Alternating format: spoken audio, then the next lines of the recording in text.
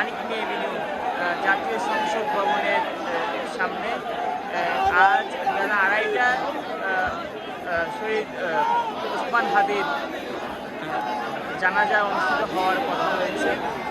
দর্শক আপনাদেরকে যুক্ত করেছি মানিক মিয়া এভিনিউ অর্থাৎ জাতীয় সংসদ ভবনের ঠিক সামনে থেকে আপনারা দেখতে পাচ্ছেন লাখো লাখো জনতা স্লোগানে মুখরিত করে স্লোগানে রাস্তা মুখরিত করে আজকে এই শহীদ ওসমান হাদির জানাজায় অংশগ্রহণ করতে এসেছে।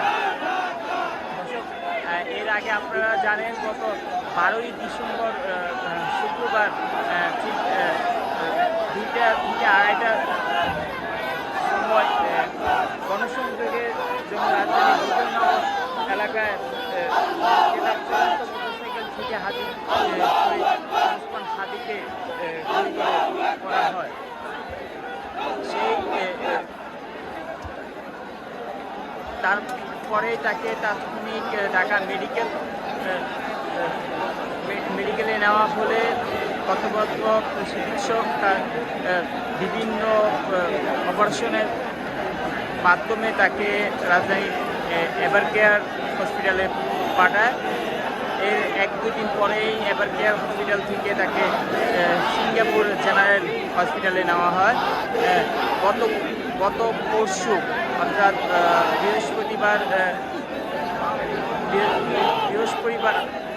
রাতে শহীদ ওসমান হাদি ইন্তেকাল করেছেন সেটা ঘোষণা করা হয়। তারপরেই গতকাল শুক্রবার সন্ধ্যায় শহীদ ওসমান হাদির মরদেহ এসে পৌঁছায় শাহজালাল বিমানবন্দরে।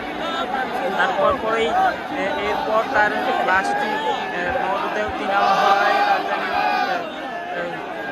হৃদরোগ ইনস্টিটিউট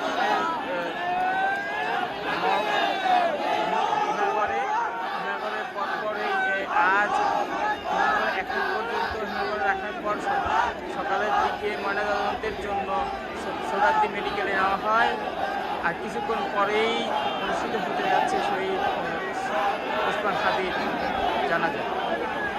জানাজা অংশগ্রহণ করতে রাজধানী সহ দেশের বিভিন্ন প্রান্ত থেকে লাখো লাখো জনতা এসে ছুটে এসেছেন আজকের এই মানিক মিয়া এলাকায়।